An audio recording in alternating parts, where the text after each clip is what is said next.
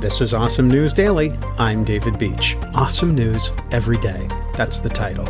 And stories like this. All right, I'm continuing that spring front door open thing, so I apologize for background noise. I'm a lazy editor, and my cats are looking out the door. So here's today's story. Caffeine appears to do the opposite of what you might think when it comes to the heart. Scientists have found that a cup of coffee a day actually protects the heart from atrial fibrillation, a condition that can lead to stroke and heart failure. University of Adelaide and University of California, San Francisco UCSF researchers have led a randomized clinical trial of 20 adults from Australia, the US, and Canada with AF to test the coffee's impact on this irregular heartbeat condition. Over 6 months, 100 of the participants consumed at least 1 cup of coffee or an espresso shot each day, while the other 100 abstained from all types of coffee and caffeine.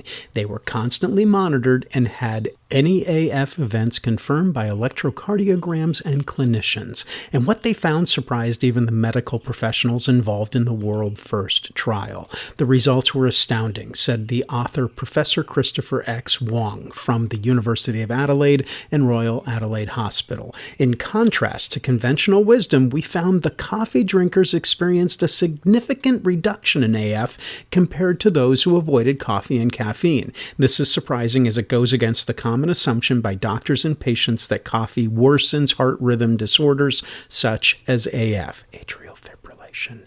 Doctors have always recommended patients with problematic AF to minimize their coffee intake, but this trial suggests that coffee is not only safe, but likely to be protective.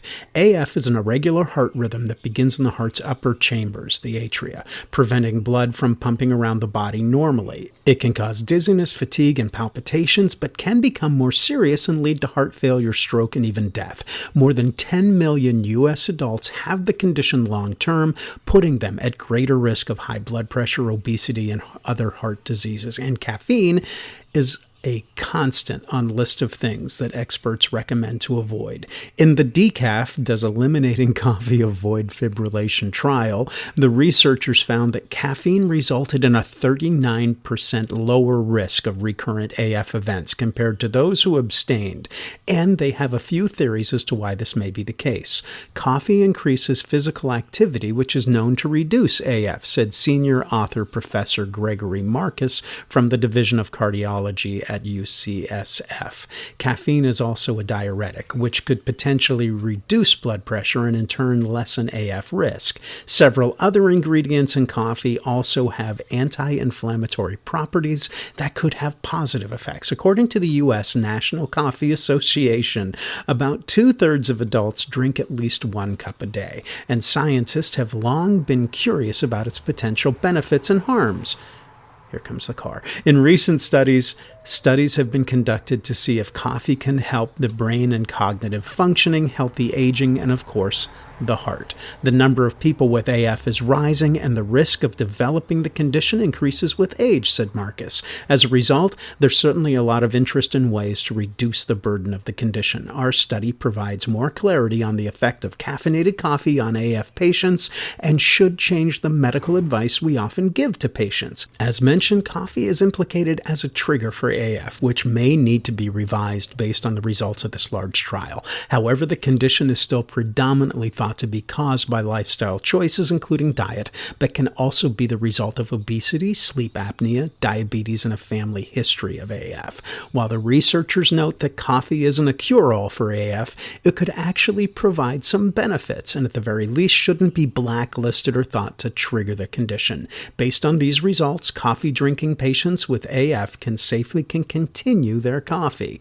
Furthermore, it may be worth investigating whether AF patients who don't drink coffee should actually consider starting.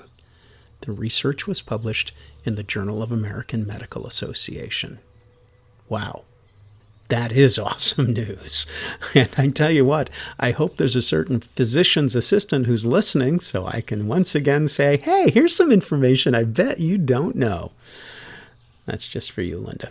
Thanks for listening. Have fun and go find a way to make someone's day. Give them a subscription to like Starbucks or, Pete's Tea Leaves or something. I'll take one.